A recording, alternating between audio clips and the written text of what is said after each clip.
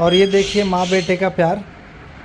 बचपन में थे तो छोटा सा था जब इसको हम लेकर आए थे अपने पास, तो मम्मी इसको ना रखने से मना कर दी कि नहीं हम इसको नहीं रखेंगे। और ये आज ये 10 महीने बाद का ये असर है कि दोनों साथ में बैठे हों एक ही तकिया पे। और जब पहली बार इसको लेकर आए थे तो कही थी कि नहीं हम टीका नहीं करेंगे इसको, और आज जब ये खाना नहीं खाता है खुद से तो कहते कि हम हाथ से खिला देंगे इसको। तो हाथ से दही और रोटी खिलाती है, दही चावल खिलाती है, और इसका अपना जो खाना होता है वो भी खिलाती हैं। ऑस्कर जी